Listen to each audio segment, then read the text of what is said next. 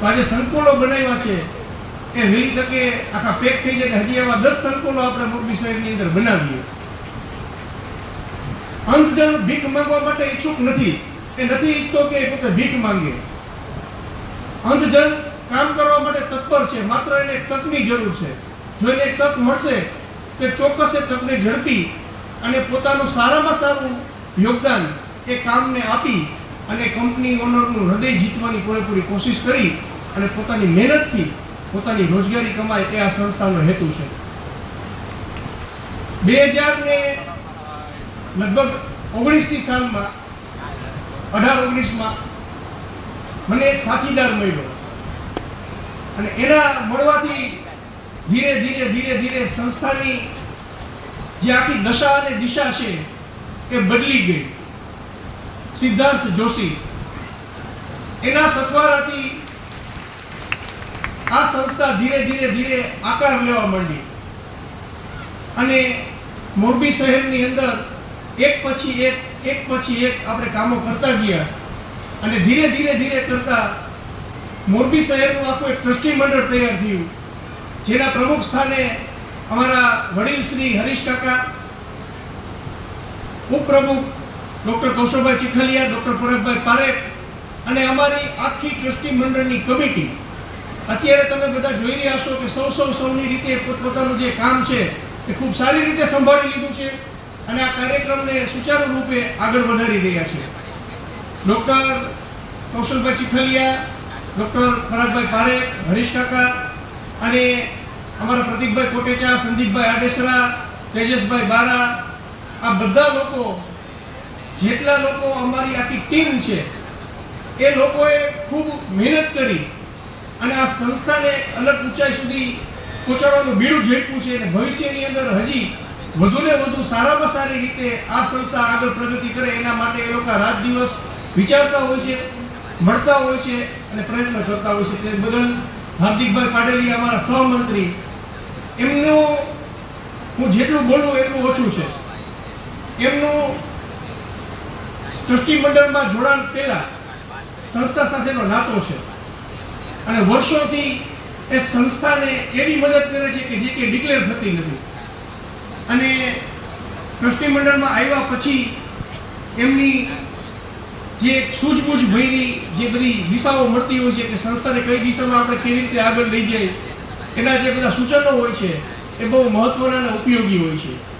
અને અમે બધા સાથે મળી અને આજે મોરબી શહેરની અંદર આ એક સરસ મજાનું જે પ્રજ્ઞાચક્ષુ પુનર્વસન સેવા કેન્દ્ર સ્થપાણું છે, શિવશા પ્રજ્ઞાચક્ષુ મહિલા સેવા કુંજના નેજા હેઠળ એને વધુને વધુ આગળ લઈ જવામાં પ્રયત્ન કરતા રહેશું. અને સાહેબ અને દીદી એમના આશીર્વાદ અમારા ઉપર વરસાવતા રહીએ. મોરબીની પબ્લિક હજી વધુને વધુ સહકાર આપશે અને ધીરે કરતા બધાની મહેનત સાથે મળી અને રંગ લઈ આવશે અને સાહેબનું ને દીદીનું જે સ્વપ્ન છે એ વહેલી તકે હજી પૂરું થાય. અને સાહેબનું એક બીજું સપનું છે. સાહેબ, હાજી, તમારું સપનું એ હું પૂરું કરીશ, ચોક્કસ કહું છું. તમારું સપનું છે એ મોરબી શહેરના એક મેમ્બર, અમારા ટ્રસ્ટીગણો અને મોરબી વાસીઓ સાથે મળી વહેલી તકે હવે પછીનું જે આપણે ફંક્શન કરીએ ને સાહેબ, એ આપણે તમારા સપનાનું કરીએ સાહેબ. તમારું સ્વપ્ન પૂરું થાય એ આપણે હવે આના પછીનો પ્રોજેક્ટ હાથમાં લઈએ સાહેબ. એટલે એના માટેની રૂપરેખા તમે બધા અમારા ટ્રસ્ટીઓને સમજાવજો અને અહીંયાના એક મોરબી વાસીઓ સુધી આપણે વાત પહોંચાડી અને તમારું સ્વપ્ન આપણે પૂર્ણ કરીએ. બાકી તો સંસ્થા પરિચય તમને બધાને મળી ગયો છે એટલે બીજી કાંઈ વિશેષ વાત કરવી નથી. અત્રેથી હું મારા ફેમિલી મેમ્બરનો પણ આભારી છું કે એ લોકોએ મને પૂરી છૂટછાટ આપી છે અને એમ જ સમજે છે કે હું અહીંયા છું જ નહીં તો જ આ બધા કામ કરી શકીએ. એ બદલ મારા મમ્મી, મારો ભાઈ, મારી ભાભી એ બધાનો પણ હું આભાર માનું છું. ખાસ કરીને મારે આભાર માનવો છે, મારે 2 વ્યક્તિના નામ અહીંયાથી લેવાના થાય છે. એક અશોકભાઈ જોશી, એમના મધર પ્રતિભાબેન જોશી, એમના વાઇફ પ્રિયંકાબેન જોશી. આ લોકો એવા છે કે એને ક્યારે એના દીકરાને એમ કીધું નથી કે ભાઈ ઘડિયાળમાં તો જો કેટલા વાગ્યા. જ્યારે બોલાવીએ ત્યારે અહીંયા સંસ્થા ઉપર હાજર થઈ જાય.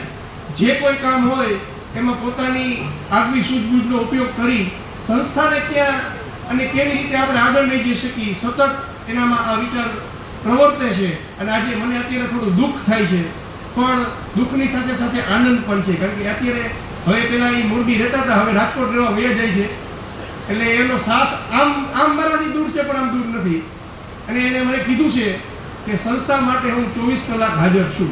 એટલે મને એનો આનંદ છે. વાહ.